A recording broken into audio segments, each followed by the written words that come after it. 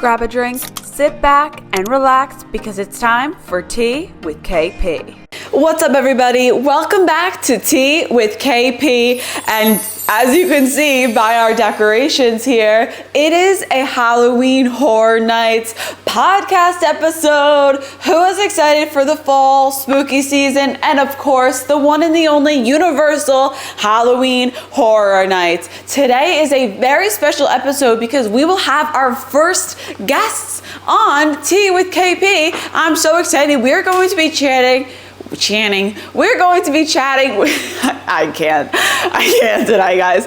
We're going to be chatting with Annie all about the Unmasking the Horror Tour. This is a really cool and I feel like underrated Halloween Horror Nights offering that I'm excited to hear more about from her because she did the first one of the season. We're also going to be chatting with Ethan all about Stay and Scream. And these two, I always see them around Halloween Horror Nights season. And we're always just hanging out. And I'm really happy to have them on the first episode, the first guest episode of Tea with KP. So more on that later. We also have, as you can see next to me, welcome back Joey Palace. Just kidding. We have Stay Puft Marshmallow Man. Stay Puft, what do you have to say for yourself? Hello? So Stay Puft is not going to be participating as a guest today, apparently, but he's here to look cute. I have to point out the star of the show here. She's sparkling. She is bejeweled. When I walk in the room, she can make the whole place shimmer. This is my Target pumpkin. As you can see, she has different light modes, and you can actually control it from her phone. It's super cute. And she is a new Halloween themed centerpiece for all the Halloween episodes. These guys are from Five Below. How cute. I love Five Below because these were $5. Are you kidding? They're adorable. I have pumpkin ones, and just decorating for this podcast setup made me so happy because I can't wait for Halloween season. It's the most wonderful time of the year. Almost, we're getting there. Spooky season, fall. It's all starting. Next week, 1 week, is Halloween Horror Nights. So that's why we're going to be chatting all about it today. But first, I feel like I watch Big Brother. Does anyone watch Big Brother? Let me know in the comments. But first, Julie Chen Moonves always says, but first, now it's time for KP's Tea of the Day. And of course, we have this amazing See You in the Fog shirt from Halloween Horror Nights 2023. HHN puts out a collection of merchandise every single year. This is from last year because this episode, obviously, 2024 HHN didn't happen yet, so we're going to be talking mostly about last year. So now I have my tea to go with it. I love this because the fog is really just such a symbol of the HHN season. They pump it into the parks. The whole park is filled with this fog. It gets in your nose, and it's the best feeling, just walking through the fog, seeing the fog. I'll see you in the fog. Represents HHN, so that is why this is my KP's Tea of the Day.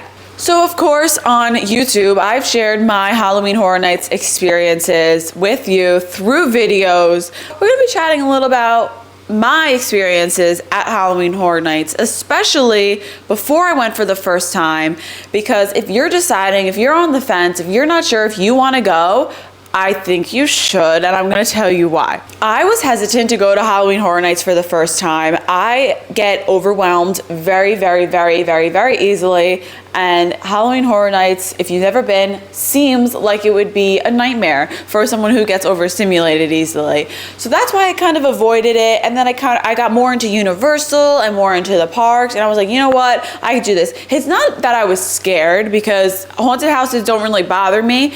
It's just more of the fact that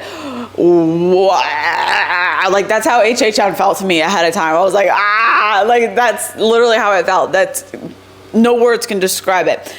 Between the houses, the scare zones, the fog, being in the dark, I can't see. I have the worst eyesight ever. This sounds crazy, but it's true. It's something that really, you think about when you're deciding, because it's dark outside. When I'm in the parks at night, I am I can't see a thing. I have bad eyesight. I wear contacts all the time. So that's why HHN, I was like, it's dark out. No. But I finally did it one year, and I will do it every single year for the however long HHN will run, because I got addicted, I'm hooked, and I absolutely love it. So I'm going to share with you some tips maybe to get you kind of like broken into HHN, or some experiences that I had that can help you out too really quick. The first is visiting the Universal Tribute Store. So if you're down in Universal Orlando from the end of August to early November, you can experience the HHN Tribute Store in Universal Studios Florida. It's a merchandise store, but it's also an experience that Universal Creative does an amazing job transforming this store into a walkthrough. It's always a spooky, it's a different theme every year. Although HHN is not nearly, nothing like the tribute store, it is a good way to kind of get used to being in a spooky environment, tight spaces a little bit. So that is a good first step if you want to go to HHN. Maybe you could try out the tribute store. Learning about the event helps a lot. You want to do your research. You want to watch the Krystal Palace on YouTube. Saturday, August 31st will be my opening night video. Mark your calendars, subscribe, ring the notification bell. I'm excited for that video. It'll be really fun. But be prepared, just know what Halloween Horror Nights is. So what is Halloween Horror Nights? It is nothing like you have ever experienced before. It is the ultimate premier Halloween event. You might have been to your local haunted houses, but I always say, like, when I'm describing to anyone what Halloween Horror Nights is, it's any haunt you've ever been to on steroids. This is it. This is the grand hoopla, or whatever they call it, of Halloween. It has 10 haunted houses, 5 scare zones, a show, themed food and drinks, merchandise, of course, a tribute store, and the whole atmosphere is just insane. It is so much fun. There's fog everywhere. There's the sound of chainsaws that will chase you. Remember, I have a video of me, I'm pretty sure. That was that one. Now I understand. Oh my God! Oh my God! I did not see him there. Oh, I think I just broke a rib. I was not expecting him to do that. Oh, I think I just broke my rib. All right, woo! But I actually thought I broke my rib. Literally not even exaggerating. You know what? Like, I just got so scared, and I was like, and I thought I broke my rib. So that was probably when I got the most scared ever at Halloween Horror Nights. The houses are scary too, of course, with the jump scares. But that chainsaw guy, he caught me off guard, and I will never forget that Halloween Horror Nights moment. That is probably, that's up there for me. It's nothing like you have ever experienced before. I love trying out the food too. If maybe you go to Halloween Horror Nights, you just want to experience the atmosphere. You don't want to even go through any of the houses. That's fine too. Try out some of the food, because the food is only available during the event. It's not for everybody, but it is probably the best holiday event, that I've ever been to. And I love it so much. And I think it's so much fun. Another way to get the feel of it and an experience that they offer, and new this year, it is the first year that they are offering this tour way early in the season, way before, 2 weeks before, 3 weeks before Halloween Horror Nights begins, is Unmasking the Horror Tour. Stay Puft is going to be in a house this year. How do you feel about that? Okay, well, he's probably the worst guest that I'll have on Tea with KP. Not very talkative, but he's so cute. Okay, I have actually never done this. So I figured it would be great to talk to my friend Annie from Adventuring with Annie. She did the first tour of the year. I personally love all of her content. She's one of my favorite Universal creators, and I thought, you know what? Who else better to have as my first official Tea with KP guest than her? So without further ado, let's go to UKP and Annie talking about Unmasking the Horror Tour. And we are here with our very special first official Tea with KP guest, Annie. You can find her, Annie's Uni Update, on Twitter or X. Adventuring with Annie on YouTube, and FastPass_shopping on Instagram and TikTok. Welcome, Annie. Thank you so much for being here. Thank you so much for having me. I'm so excited. Of course. And as I mentioned before, I absolutely love her content. If you aren't following her, be sure to. She's in the parks literally almost every day, right? Practically, I feel like. And Yeah. she posts the best Universal updates, Epic Universe updates too. Thank you so much. Thank you so much. And she just did, you were like probably the first group, right, to do the Unmasking the Horror Tour? Yeah. I did it on the opening day. So, I didn't even know what to expect. It was my first time doing it. And so I just kind of went in not knowing, and I hadn't been in the houses, obviously. This is the first year that Universal Orlando is offering the tours before Halloween Horror Nights even starts. That's very exciting. And I saw your post and I was like, oh, this would be so good to talk to her about because I've never done it. And I'm really curious to hear what you thought of it. Seeing from the pictures, it seemed like it was awesome. It was so great. I was really unsure whether this was going to like ruin opening night for me. Like if I've already been in the houses and seen where the scares are going to come from, is this going to ruin it? But I think it built so much more hype for me. I almost felt like this year I didn't have that kind of excitement all, summer long leading up to it. But once I got in those houses, I am just like raring to go. I'm so excited. It was great.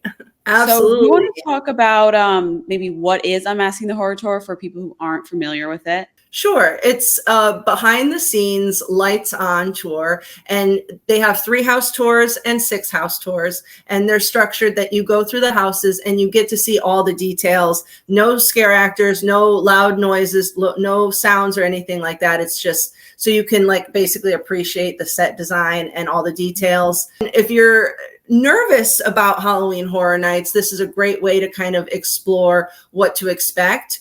If you're, a fan of one of the IPs and you want to see the houses, this is a good way to get in the houses without the scare actors, and then you don't have to do the event if you're scared. But if you're a big fan, this is a great way of looking at the houses, obviously with a lot of time, because when you're going through the houses, you're running from scare to scare. You're kind of moving along so quick, you can't look at these things. So going in with the lights on and being able to look at every detail. Did you know that they hide an animal in the houses every year? It's a different animal, and they hide an animal in every house every year. Did you know that? No, I did not know that. That is so cool. Yeah. So this year is a snail. So if you're going to the houses, you got to look for the snails. And then last year, I guess, was frogs. And then I think before that was butterflies, and maybe before that was spiders. And I'm sure they've been doing it for a while. So, to find a snail in the house, though, with the lights and every, thing out is impossible. I was going to say, I don't think I would ever be able to find that, but it's great to know that is there. I think it's a good point, too. It's either if you're a first timer, it might be good to do this with the lights on, no scare actors, no craziness. But also if you're a big fan, you can learn really cool little tidbits like that you might not have known. See, you and I should do a house together, and then I'll point out all the things I learned on the tour. Right? I was just going to say, you're basically like my personal Unmasking the Horror tour guide right here. So you do get a tour guide with your tour. Yeah, and that's one of the best things. Like if you ask me, like that's one of the best perks. I don't know if you've taken one of the RIP tours before, where they have. Oh, okay. So if you've ever taken an RIP tour, you have a guide that takes you to the Horror Nights houses, and they always give you like the backstory on the house. And, with IPs, like obviously Ghostbusters, if you've seen the movie, you know what's going on, but something like an original, like Triplets of Terror, you need someone to kind of give you that backstory. And I know Universal does like their podcast and they kind of give some descriptions, but having a guide who like really tells you the story of each of the triplets and which triplet likes what things, and, like these little fun story, details that are just, that's another perk to the Unmasking the Horror Tour, is not only do you see so much more of the houses that you wouldn't with the, in the dark, but you also get all that backstory and history, and you can ask your guides questions about, whatever you want. It's fantastic. Right. No, it sounds awesome. And you did the 3 house tour. Yeah. So next year, would you do the 6 house, or did you like doing just the 3 to get a little taste? Or you want to be, more involved and do 3 more next year? I think, well, the thing is that the 6 houses are 6 different houses. So the three, yeah. So there's always, I guess every year there's one house that's not included in the tour. So you know how we have 10 houses total. So this year is Quiet Place. They're not doing any lights on look at Quiet Place. So that's the big secret this year. So the one year it was The Weekend. I can't remember what last year. Maybe last year was Exorcist. But every year there's one house that they don't do the lights on. And so, you know, so the 3 I did were on this tour. And if you take the 6 house tour, it's the other 6 that you haven't done. So I think next year I'd book both of them. I was blown away. I really wasn't sure what to expect. Everyone kept telling me it was great, but I just wasn't sold until I did it myself. Right. Because it is, of course, an additional charge on top of your pass for the Halloween Horror Nights season. But I think I might have to do it after like seeing all your content from it and hearing about it. It seems like it brings Halloween Horror Nights to life more. And if you are a big horror fan, if you're not a big horror fan, it puts you more in the houses, which I think is really cool. And I really like that. And if you're not, you know, a horror fan, you know, there's some gore in the houses. So, you know, just might want to have a heads up that you're going to see some things. And that's one thing, too, to keep in mind if you are looking to book this tour and you do it before you go to Halloween Horror Nights, you know, you will see spoilers. You will go into the houses, you know, before seeing it in the dark and the scare actors in it. So if that's something that you're not interested in, then this tour, you know, wouldn't be for you.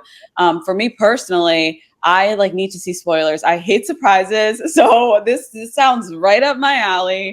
I know what I'm walking into. I was like looking through your stories. I was like, yes. Like, I was loving it. So this is definitely something that I'm going to have to do. And maybe this year too, because they go on throughout the whole Halloween Horror Nights season.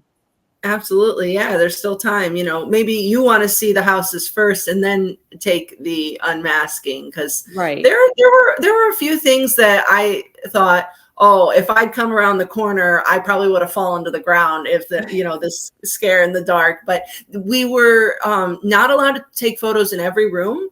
So there's still a lot of surprises, even though I posted photos and I saw a lot of stuff. There's still a lot of stuff I didn't, you know, obviously get to take photos of, and I don't want to spoil. It's going to be great. So just know you're going to be scared. They put so many thoughtful Easter eggs in it. I'm thinking, who other than just each other sees this sometimes? Like, right. You know?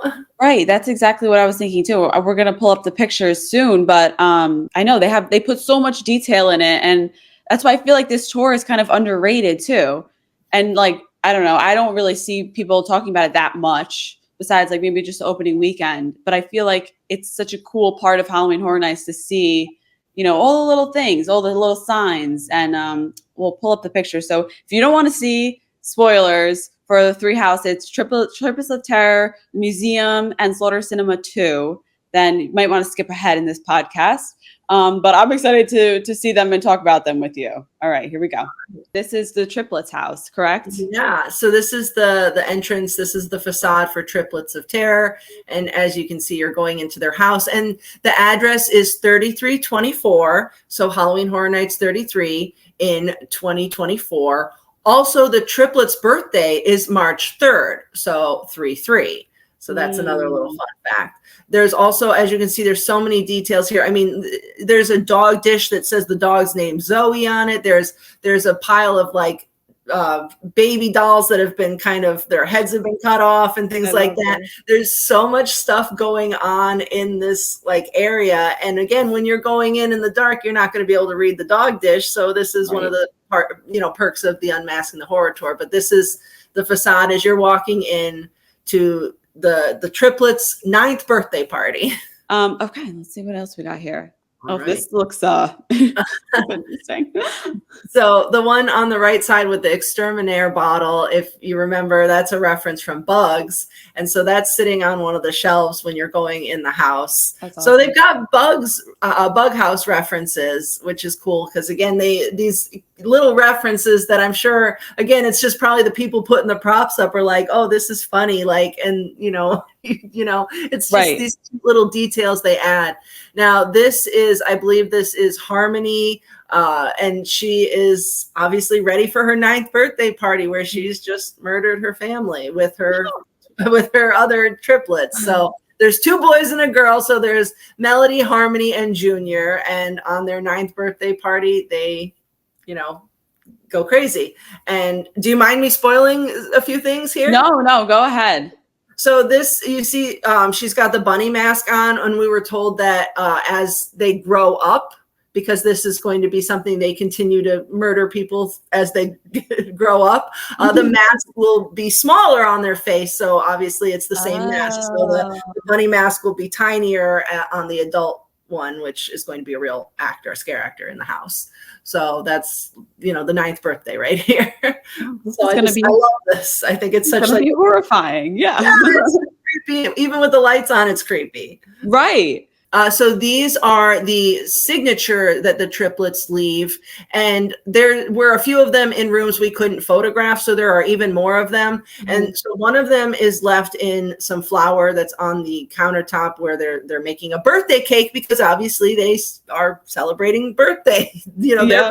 So they're interrupting other people's birthdays. So they leave the little triplet sign there, which is supposed to be based on their height, I guess. So the tallest one and then the 2 smaller ones. And there's even like that, you can barely see it in the photo. And we had the lights on, and on the barrel, that same symbol is there. So these, again, just show you how many details there are in the houses that someone, their creative people thought of these details, added them, even if they weren't going to be seen. It's just that they murdered here and they left their little signature on the barrel there. Yeah, it completes the story. And I think this is a detail that I would want to know before I go in. Not that I would probably be able to see it or even remember to look for it while I'm walking through a house, but it's still cool to know before I go in. And this is the museum, Deadly Exhibits. And as you can tell, it's just a regular old museum on the outside. And we heard that there were probably going to be green glowing boxes, or a green glowing box outside that hadn't been added yet. So something, cursed. The whole story is that the big exhibit right now was the rotting stone. So you're going to go through the museum on your way to see the actual rotting stone, which is the big exhibit of the fall 2024 of the Museum of International Folklore or something like that. I think that's what it's called. Okay. And during the tour, do they take you, walk you backstage, or do you walk through the park to get to these houses, or you're totally walking backstage? You cross through the park from the soundstage. We crossed over. This one is one of the tents, so this is over behind Simpsons. Okay. And so do you need a park ticket to have an Unmasking the Horror ticket? Ooh, you know what? I don't think you do. I never scanned a park ticket. I checked. You do either. I don't. You know what? That's a great point, because they take you right in and right out, and you are let outside. You enter by where Blue Man Group is in City Walk. So, and no, they never scanned any park ticket. They just checked my reservation for the tour. So yeah, you do walk through the park, but you're with the guide. But they do walk you back out through Blue Man Group, so you're back in City Walk. So yeah, I don't think you need a ticket now that That's cool too. I like that, because some people who are going down for vacation, if they have a 3-day ticket on their last day, on their first day, if they want to do this, I think that it's a pretty cool add-on. Yeah, that's a great idea. Yeah. That's another good. You're full of good tips. I love it. I try. So this here is when you enter the museum. The banner is advertising the rotting stone, and on the right there's the desk, and then there's all these brochures advertising the other exhibits and things like that. And it gives all the other exhibits that you're going to be walking through on your way to the end there. And as you can see, the rotting stone is already, the curse is real, and it's already spread all the way through the museum. As you can kind of see, the walls are all messed up, and there's a dead guy in the chair. I heard that I think that the desk may even come to life and try to attack you. I think it's going to be very wild in there. The curse, it's just spreading throughout. So and then this is one of the examples of the gore that you see. So obviously we've got a dead guy waiting in the museum here, but with the lights on, it's not I'm not fainting at the sight of it, but it is a way for you to see what you're going to see in the dark. So again, that goes back to the whole, if you're nervous or you don't know that Halloween Horror Nights is for you, this is a good way to see it. And once you kind of see it like this, you might, it might ease your fears of what, what's going to be there. Right. And sometimes you don't know if that's a real person or not when you're in the dark and, you're like, you're fighting for your life, like not knowing what's going to pop out at you and when. So, yeah. In the dark, he looks very real, I'm sure, Right. So, oh, look, our iconic character, HHN Bear. And he has made his appearance here. And I love the sign on the wall, and it says Goblin Boil, like Goblin's Feast. Yeah. Another house coming this year. Yeah. So I feel like it's just another little like reference, funny joke there. But without being on this Lights On tour, would you ever see that or read that? Oh, here's the snail. Yeah. This is so cool. Yeah. And they hadn't added him yet to Triplets of Terror when I did the tour, because again, they're still finishing up the houses, but this one is in the museum. So he just blends in. He just fits in perfect there. He's just on a rock. That's where the rock is. See, he's on the rock. I can't even see him. He's to the left. On the left bottom rock there. All right, I'll keep my eye out and keep you guys posted if I see this snail. All right. Oh, this is Water Cinema.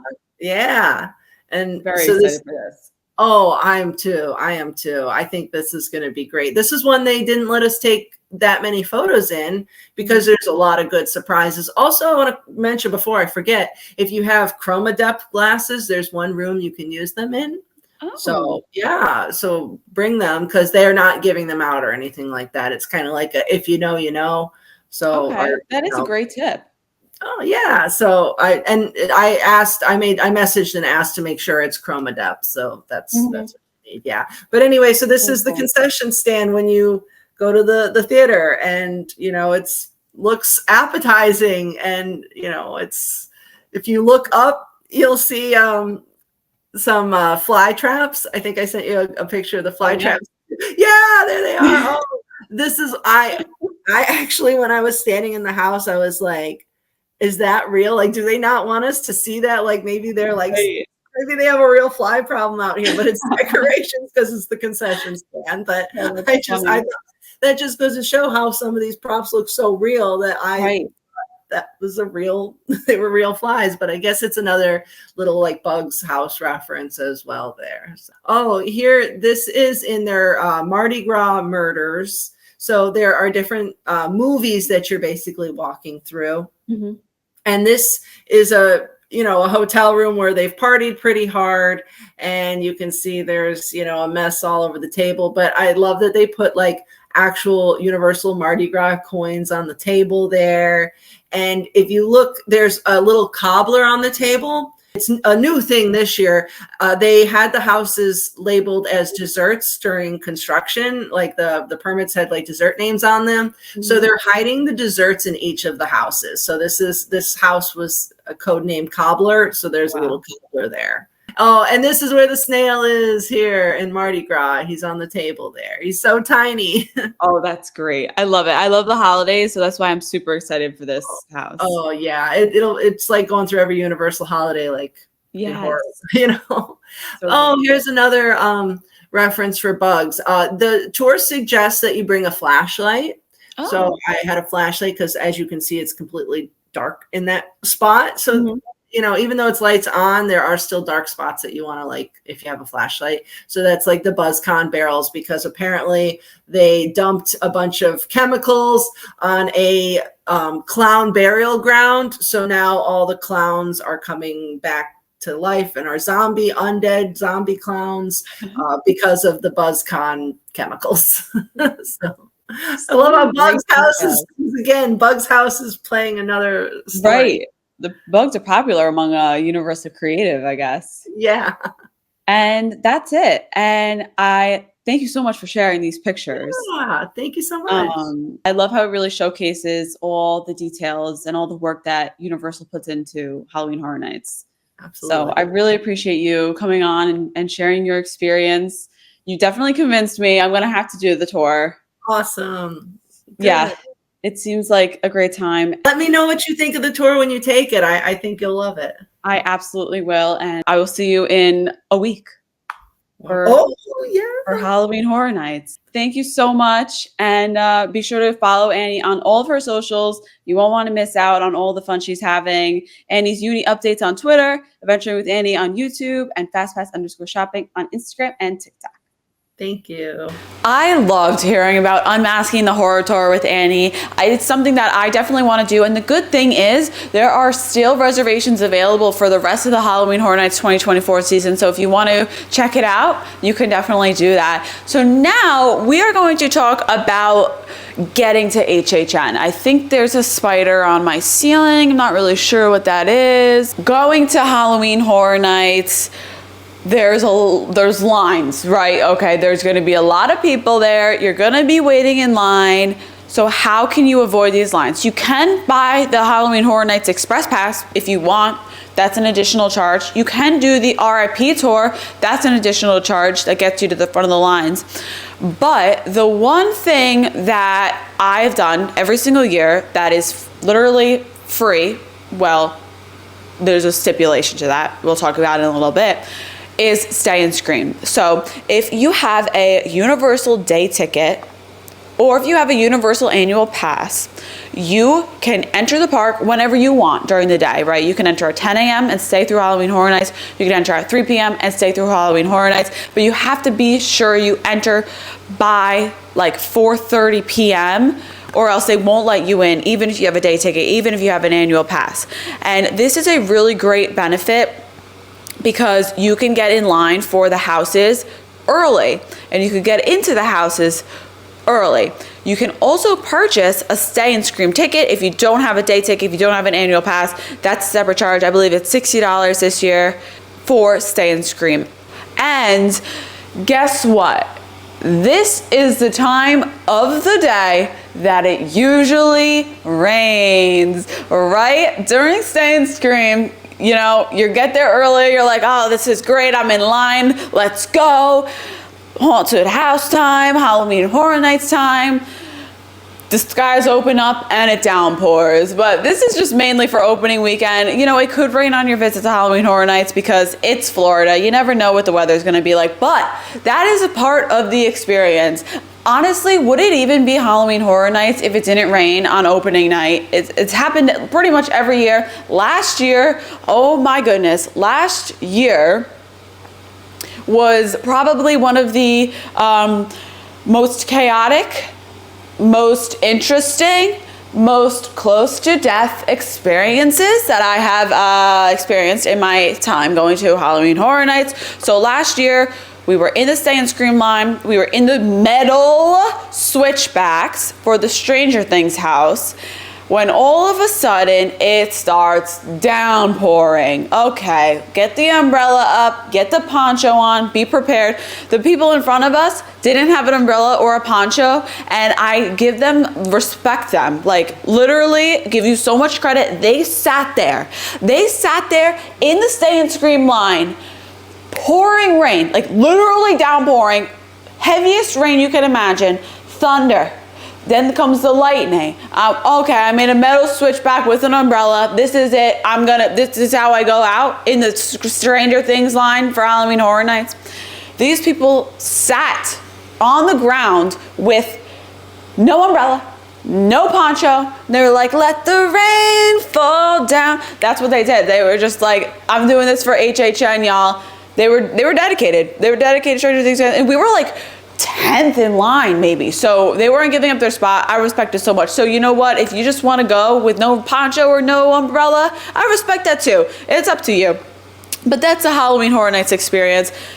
Be prepared with the weather. And yeah, so that was something. If you see me there, be sure to say hi. But yeah, so I'm excited. It should be another fun opening weekend. I don't know. I feel good about this HHN opening weekend. I honestly don't think it's going to rain this year. You're going to have to stay tuned for the next podcast episode and my video on August 31st to see if it does rain or if you're going to be there. Let me know in the comments. But It's always an experience. Now, for more on Stay and Scream and the benefits that has, I thought it would be great to talk to my friend Ethan, because I feel like every year, like I said earlier in the episode, I always see them hanging out. They always are sharing information with me. We're always talking about Stay and Scream and, you know, the opening ceremonies for HHN. So let's bring on Ethan and we can talk all about Stay and Scream. Over to you, KP and Ethan. We are here with my friend Ethan. Be sure to follow him at Ethan Hershaft on Instagram, Twitter, and the Orlando Tourist on YouTube. So Ethan and I actually met for the first time in HHN Stay and Scream. I think it was 2 years ago, right? 2 years ago. It was the weekend. The weekend. Yeah. And that ended up being one of my favorite houses. I missed that weekend house so much. So thanks so much for coming on, Ethan. Of course. Thank you for having me on today. Of course. So yeah, there's obviously Stay and Scream, really cool thing to do during Halloween Horror Nights, and they also offer the opening ceremonies too. So sometimes you have to choose between what you want to do. So if you have an annual pass for Universal, if you're in the park already, you can do the Stay and Scream, and usually they have a few different locations around the park where you can stay and scream. So basically, usually you check in around 4 o'clock or 4:30 or so whenever they open it. And there's different locations around the park. They have some of the HHN and the food tents and stuff. And so you can get like drinks, you can get food while you're waiting in line. But essentially, you get to wait in line for a house before the event even starts. So if you guys are trying to bang out a lot of houses, or maybe you don't have Express, because I know they some people couldn't get Express this year, this will be a great way to get houses done. I'm always able to get all 10 done in a night without Express, and even the show. So this is one way to do it. Some houses have different times for Stay and Scream. So I know last year, Stranger Things and Dragons both opened at 5:15, and I think Exorcist opened at 5:30. Some houses also open at 5:45. Universal advertises on the website 6:30 is when the park gates open, but usually it's 6 o'clock. It just depends on how long Park Sweep takes. So that's something to note if you are going to watch the opening ceremonies. Sometimes it will take a little longer than 6 o'clock, but usually it will open at 6. You want to get there early.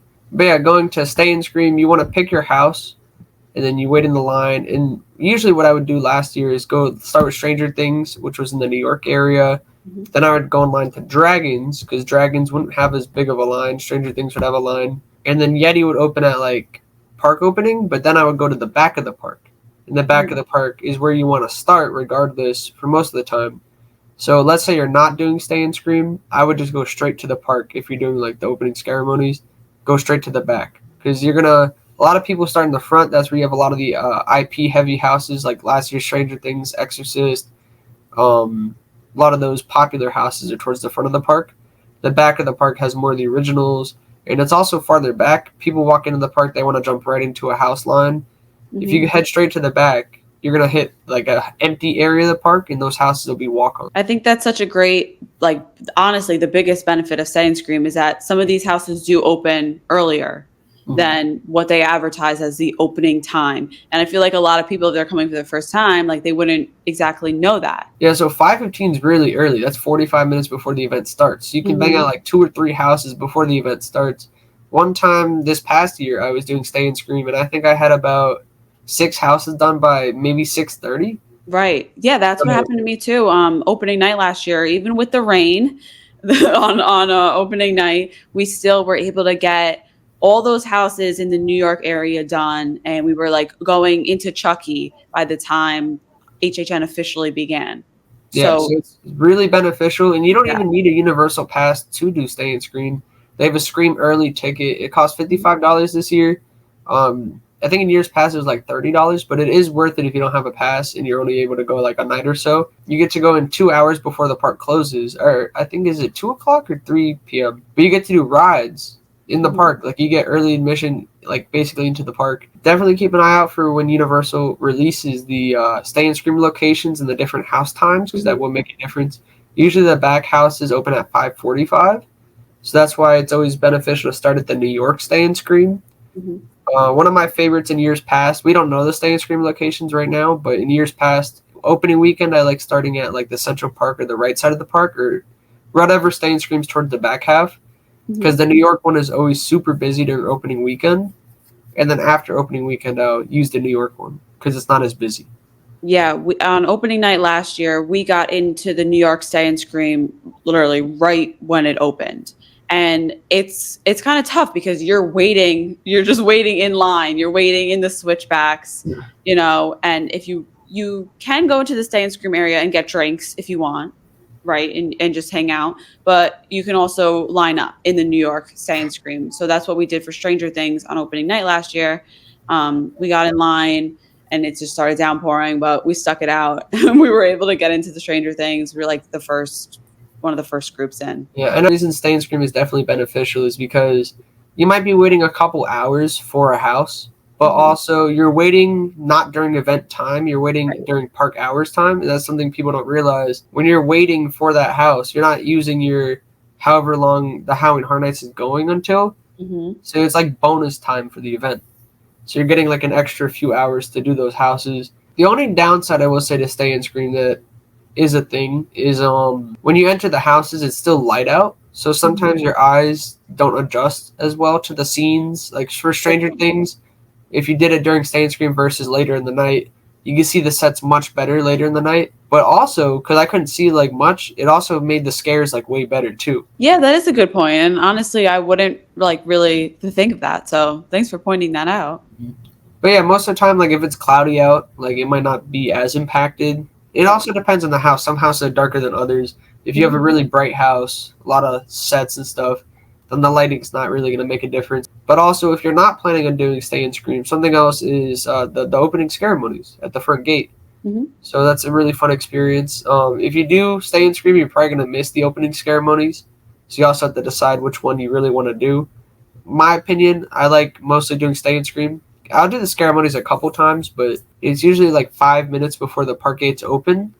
So you want to get there early if you want to see it. Last year they did something new and they had a special holding pen for hotel guests.